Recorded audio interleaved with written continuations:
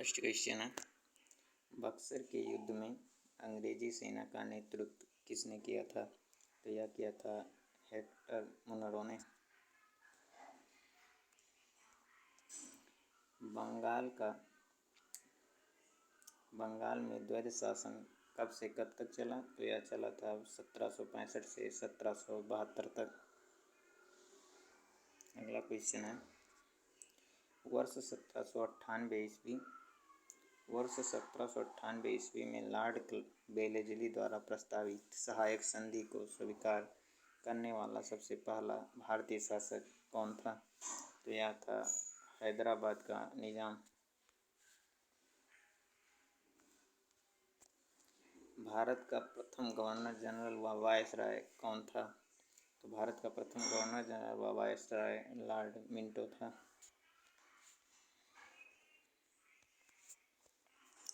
तीसरे आंग्ल मैसूर युद्ध को रोकने के लिए टीपू सुल्तान ने अंग्रेजों के साथ कौन सी संधि की थी? तो यह की थी श्रीरंगपट्टनम की संधि। राजक्षय हड़प नीति जब्ती सिद्धांत किसके द्वारा लागू किया गया था? तो यह लागू किया गया था लॉर्ड डलहौजी के द्वारा।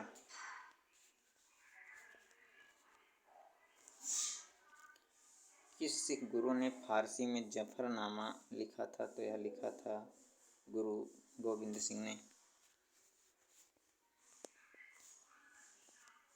भारत में डाक व्यवस्था शुरू करने वाला ब्रिटिश गवर्नर जनरल कौन था? तो यह था लॉर्ड वेलेस्ली। किस सिख गुरु ने गुरु नानक देव की जीवनी लिखी थी? तो यह लिखी थी गुरु अर्जुन देव ने। सिखों के सैन्य संप्रदाय खालसा का प्रवर्तक किसने किया था? तो यह किया था गोविंद सिंह ने।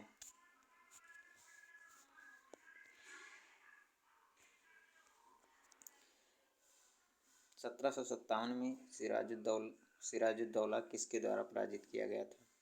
यह किया गया था क्लाइव के द्वारा। निम्न में से किसने लॉर्ड वेलेस्ली के साथ सहायक संधि पर हस्ताक्षर किए थे? तो यह किए थे हैदराबाद के निजाम, अवध के नवाब, मैसूर के राजा तथा मैसूर के राजा ने बंगाल के नवाब ने नहीं किया था। तो ऑप्शन डी। निम्नलिखित में से किस सिख गुरुओं का सही कालक्रम क्या है? तो सबसे पहले अमरदास, फिर रामदास, फिर अर्जुन देव, फिर तेग बहादुर।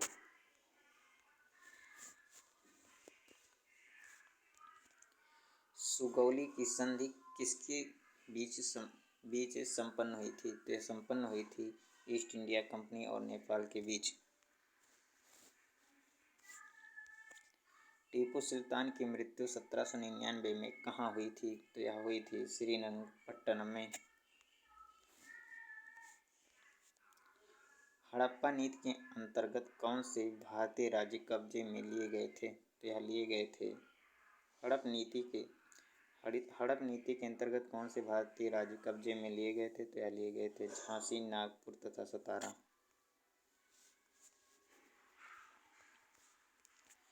ठगी प्रथा के उन्मूलन से संबंधित गवर्नर जनरल थे? तो यह थे विलियम बेंटिक।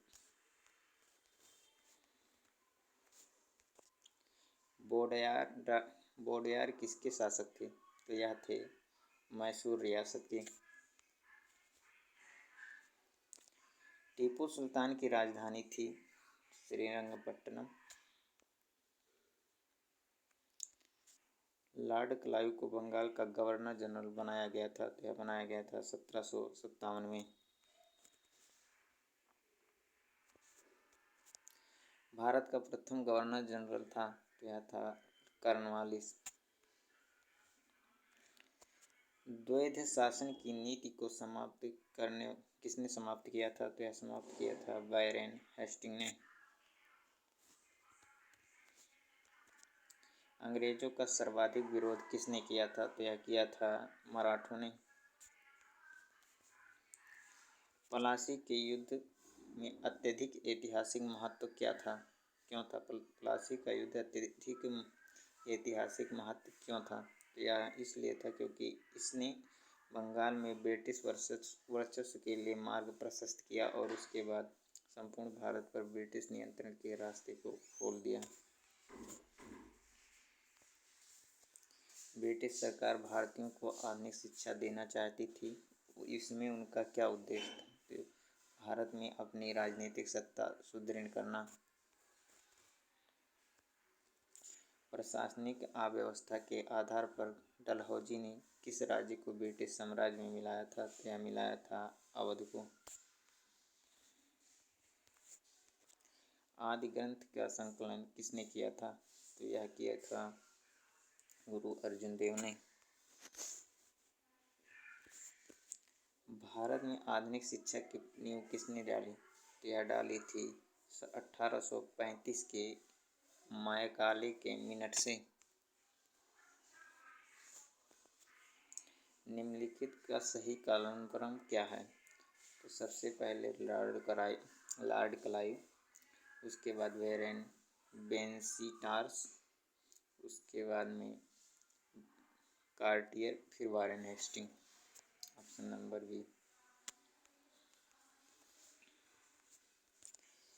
भारत में ईस्ट इंडिया कंपनी की सफलता का राज क्या था? तो यह था उपयुक्त सभी। भारत में राष्ट्रीय भावना की कमी, कंपनी की सेना को पश्चिमी प्रशिक्षण मिला था तथा उनके पास आधुनिक हथियार थे। भारतीय सैनिकों में राष्ट्र भावना का अभाव था।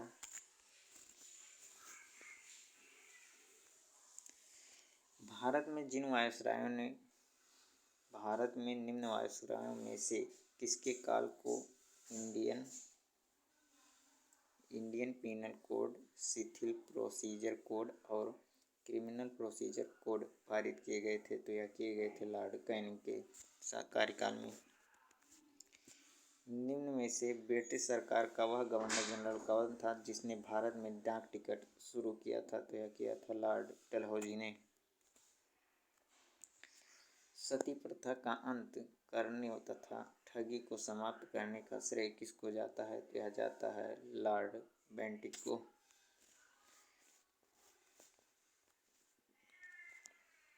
निम्न में से अवध के स्वायत्त राज्य का संस्थापक कौन था? तो यह थे सयाद खां।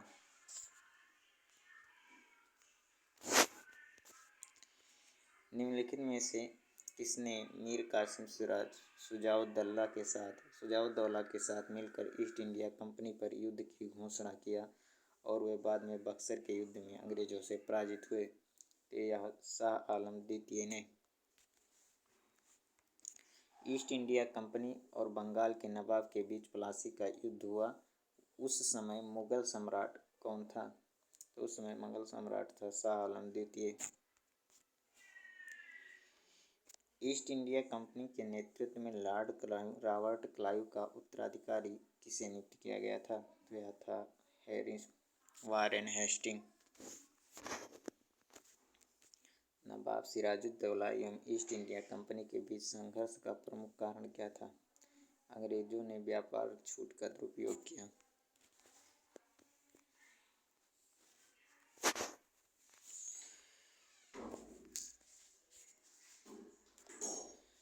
काल कोठरी या ब्लैक होल की घटना जिसमें 146 में से 123 लोगों को एक ही कोठरी में बंद कर दिया गया था, किए जाने के कारण मृत्यु हो गई थी, वह घटी थी कलकत्ता में।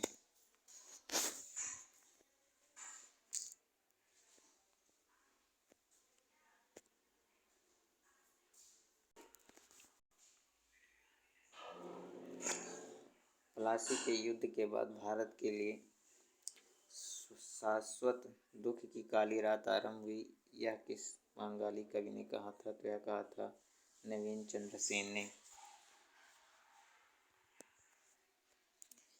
किस इतिहासकार ने 1765 और 1765 से 1772 तक कंपनी के राज्य को द्वैध शासन के काल को डाकुओं का राज्य कहा है? तो यह कहा है के एम पणिक्कर ने। सुरक्षा प्रकोष्ठ नीति संबंधित है? तो यह संबंधित है वारेन हेस्टिंग से। अगला क्वेश्चन है, इलाहाबाद संधि के बाद रॉबर्ट क्लाइव ने मुर्शिदाबाद का उप दीवान किसे बनाया था? तो यह बनाया था मोहम्मद रजा खान को। रणजीत सिंह ने सुप्रसिद्ध कोहिनूर हीरा प्राप्त किया था? तो यह प्राप्त किया था शाहशुजा से। महाराणा रणजीत सिंह किसके के उत्तराधिकारी थे? उत्तराधिकारी थे खड़क सिंह।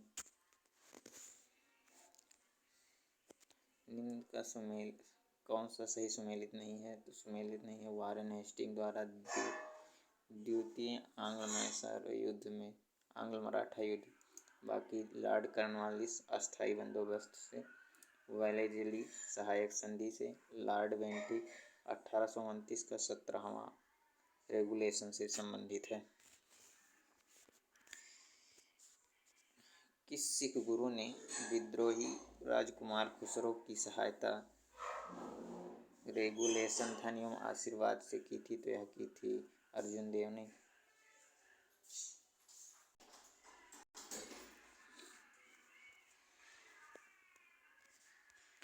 सबसे अधिक निर्णायक युद्ध जिसने अंग्रेजों के प्रभाव में भारत में प्रभुत्व को स्थापित कर दिया था वह था प्लासी का युद्ध, वांडीवास का युद्ध।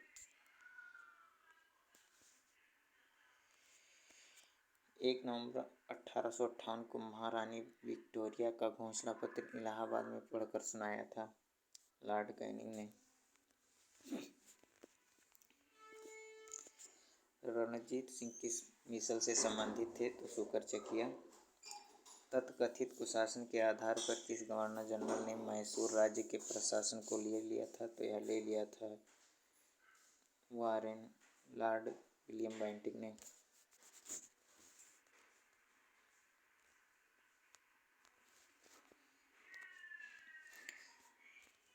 किसने अपनी राजधानी मुर्शिदाबाद से मुंगेर स्थानांतरित की? मीर कासिम ने। किसकी समाधि के कारण नंदेड़ गुरुद्वारा सिखों द्वारा पवित्र माना जाता है? तो यह है गुरु गोबिंद सिंह की। बक्सर के युद्ध के समय दिल्ली का शासक कौन था? तो वह थे शाह आलम द्वितीय। टीपू सुल्तान अंग्रेजों के साथ युद्ध में कब मारे गए थे? तो यह मारे गए थे 1799 में। किसके शासनकाल में ब्लैक होल दुर्घटना घटित हुई थी? तो यह सिराजुद्दौला के। सिखों के अंतिम गुरु कौन थे? तो यह थे गुरु गोबिंद सिंह। निम्न में से कौन सा युद्ध जिसने भारत में ब्रिटिश प्रभुत्व को प्रारंभ किया? तो प्लासी के युद्ध। डिंडीगुल नाम है तमिलनाडु के एक नगर का। बंगाल के किस गवर्नर के समय सरकारी खजाना मुर्शिदाबाद से कलकत्ता स्थानांतरित किया गया था? तो वारेन हेस्टिंग के समय। किस अधिनियम के तहत वारेन हेस्टिंग बंगाल के प्रथम गवर्नर जनरल बन गए?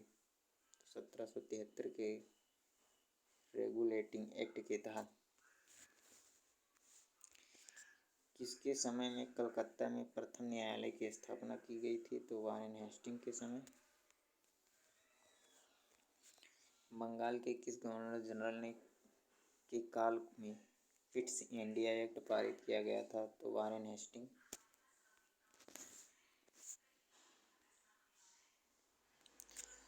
सही युग्म को सुमेलित कीजिए। तो इसमें डी विकल्प सही है। 1790 से 92 के बीच में यह तृतीय एंग्लो मैसूर युद्ध हुआ तथा 1824 से 26 के बीच में प्रथम आंग्ल बर्मा युद्ध हुआ था।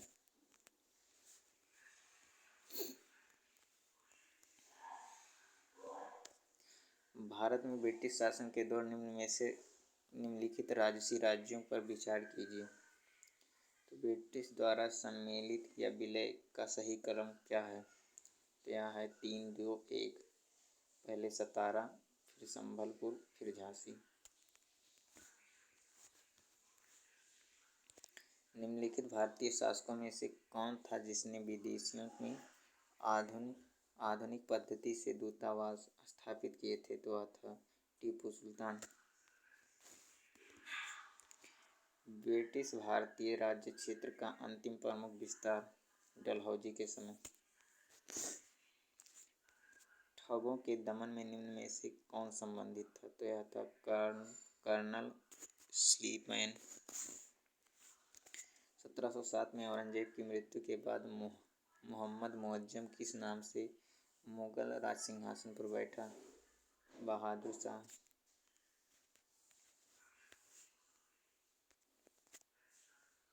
बहादुर शाह फर्स्ट की मृत्यु के बाद जहांदार शाह मुगल सिंहासन पर आसीन हुआ। वह किसका सहायक सम्राट बना? तो जुल्फिकार खां का।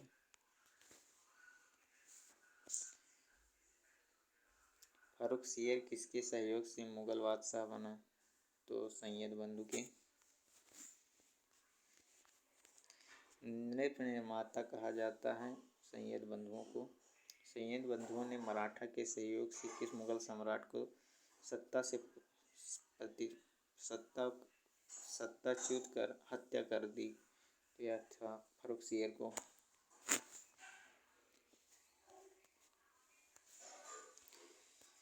सैयद बंधुओं का पतन किसके समय में हुआ था? तो यह हुआ था मोहम्मद शाह के समय में। किस मुगल बादशाह का मूल नाम रोशन अख्तर था? तो मुरहम शाह रंगीला का।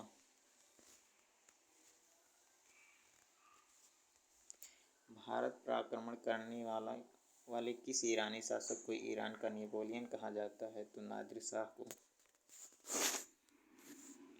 अहमद शाह अब्दाली के प्रथम आक्रमण के समय मुगल सम्राट कौन था? तो वह था मोहम्मद शाह रंगीला। अहमद शाह अब्दाली ने भारत पर कुल 7 आक्रमण किए, जिसमें सर्वाधिक 3 बार आक्रमण किस मुगल का शासक के समय हुआ था? तो यह हुआ था शाह आलम द्वितीय के समय। किस मुगल शासक का वास्तविक नाम अली गौहर था? तो यह था शाह आलम द्वितीय का। अंग्रेजों का पेंशनर बनने वाला प्रथम मुगल बादशाह था आलम शाह द्वितीय। किस राज्य के शासक नवाब वाजिद कहलाते थे? तो यह अवध के।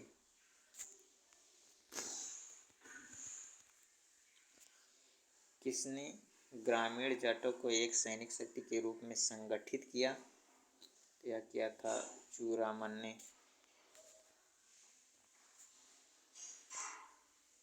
निम्न में से किससे जाटों का अफलातून या जाटों का आदरणीय व विद्वान व्यक्ति कहा जाता था? तो सूरजमल को। मुर्शिद कुली जफर खां को बंगाल में 1717 तथा उड़ीसा में 1719 की सूबेदारी किस मुगल बादशाह से मिली? तो यह मिली थी फर्रुखसियर से। किसने मुर्शिदाबाद की स्थापना की तथा उसे ढाका के स्थान पर बंगाल की राजधानी बनाई?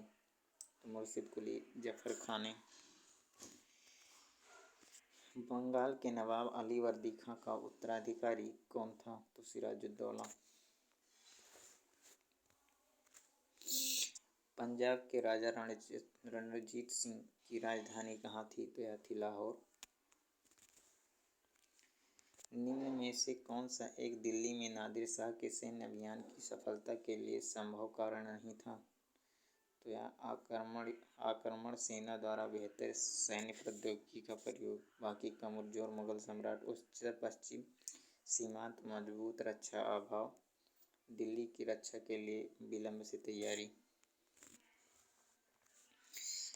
केरल के राजा मार्तंड वर्मा के बारे में निम्न में से कौन सा एक कथन सत्य नहीं है? तो यह है उसने शांति बनाए रखने के लिए यूरोपीय अधिकारियों को भारी रिश्वत दी। ये सत्य नहीं है। बाकी उसने त्रावणकोर पर शासन किया, सही है। सामंतों का दमन किया, सही है। मजबूत एवं आधुनिक सेना संगठित की, ये भी सही है।